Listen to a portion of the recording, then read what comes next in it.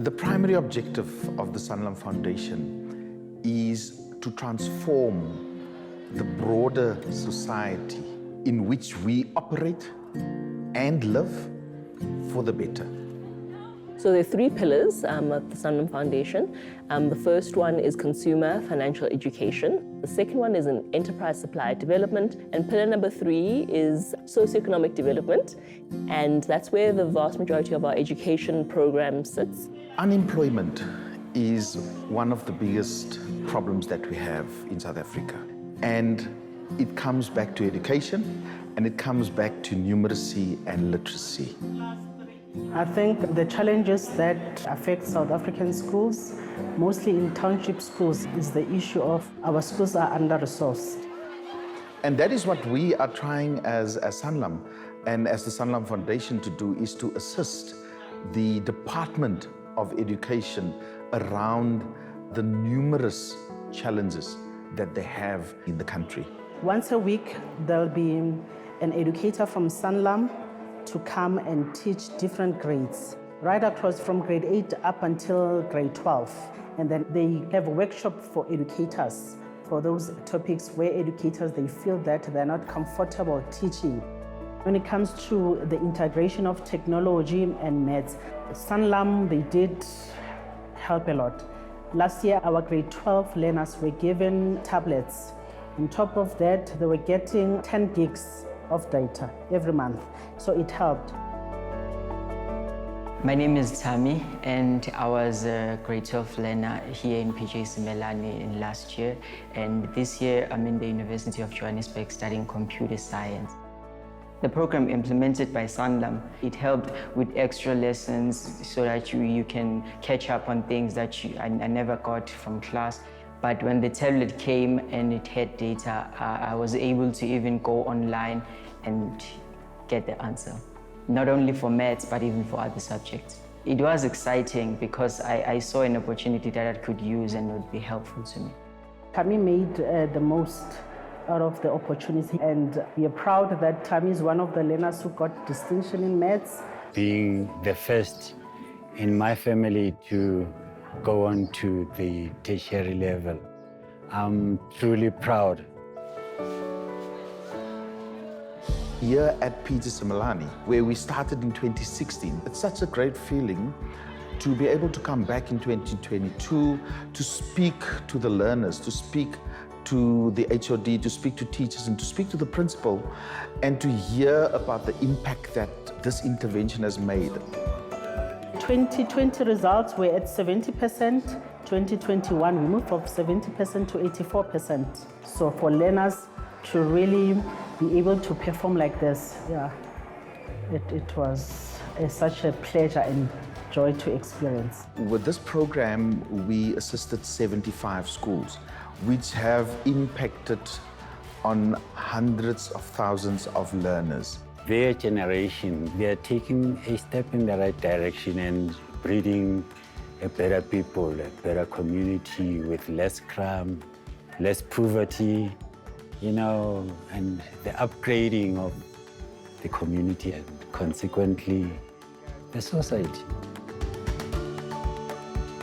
So basically there's no economic activity without water, and that's the reason why we find it so important to support the WWF, so that we're able to conserve this precious resource for everybody.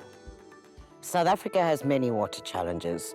We're a water-scarce country. There's uneven distribution of rainfall. There's a lot of inequity. So you've got to deal with the social challenges, the governance challenges, and infrastructural challenges.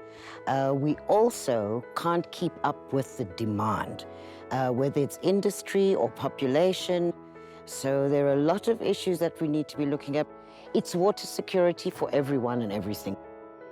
WWF believes that water source area partnerships is the route to really creating long-lasting solutions for our water issues, bringing together all of the key stakeholders within a particular catchment, trying to create some governance and capability at a local level to manage issues, and making sure that all the voices, the farmers, the municipality, the communities, the NGOs are all heard and all are working together to find those solutions. The Berg River are very important for the city of Cape Town, as it augments an extra 20% of water for the city of Cape Town. That is why it's of critical importance that this catchment are being cleared and also being maintained and keep it clean of invasive alien plants. The outcomes of removing the alien vegetation, we are creating and making space for a lot more water to enter into the water catchments.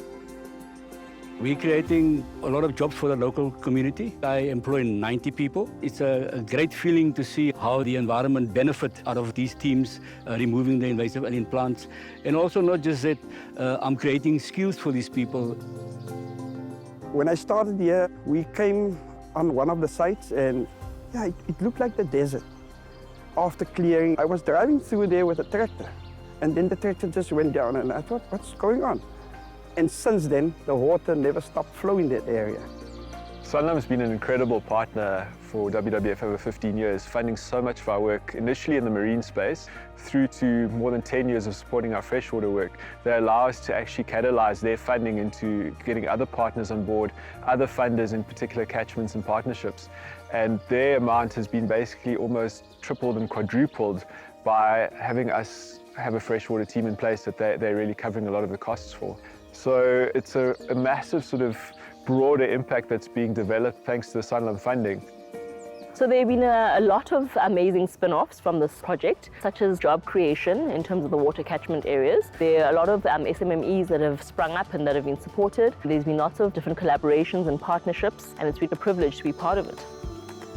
I love my job just to be in nature. I enjoy just seeing, okay, everything is getting into place. Areas where we did alien clearing, you will see the bird life comes back, and yes, we have our leopard that come and visit and everything, and that is what's making me excited to come to work tomorrow. South Africa's growth is going to come from SMEs. And so what we do is that we try and bring these SMEs by giving them the right type of support they need, business development support, mentorship, coaching, boot camps, soft loans, to assist them to become stable and ultimately thriving businesses that are able to grow over time, but are also able to increase the number of people that they employ. My name is Tembi, GNT Auto Body. We do parabeating, spray painting, and minor mechanic on vehicles. I love cars with passion. Yeah, I was born, grew up at KZN. Gave me a job at, there was a panel shop. They were looking for ladies to clean cars. While I'm cleaning cars, yeah, we're doing plastic bumper repairs. And my boss, I was helping him with adding up the quotation. That's when I learned more of the admin work, and they promoted me to become a receptionist. And then I became an administrator now for the office. And I worked for that company for 18 years. I realized that now I've reached the ceiling, and that's when I decided that, you know what, this is time to start your own business.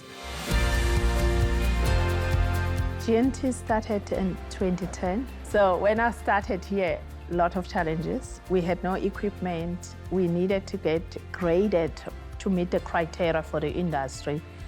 I applied at the DTI. They assisted with equipment. That opened doors for GNT.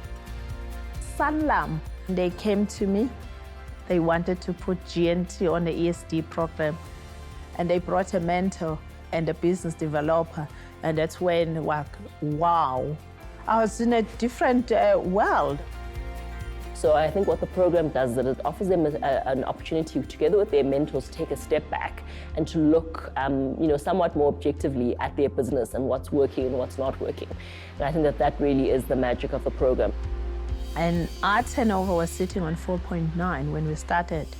The following year was sitting on 7.2 million. And I was like, wow, this growth is, and it's huge. After I was with this mentorship, I started to walk bold, no shy, no fear. When we saw the successful growth in Tembi's business, she was offered a loan in terms of securing more equipment so that it enabled her to procure the next plot of land in order to expand the business. So employing more people and more families, they've got food on their table. It's all because what Sanlam, they give in to GNT to assist to grow the business. Unemployment, inequality, and poverty. Those three things together are really our biggest challenges as a country. And it's really incumbent upon corporate to do our bit in order to systemically challenge those three issues that are facing us. It really is a privilege to do the work that we do. So we get paid to assist in empowering South Africans to live with confidence. They normally say this is a male-dominated industry, and I'm changing that. I'm proud of myself. I was given an opportunity, I grabbed it with both hands, and it's up to me what do I do with it, but I made sure that I make it work.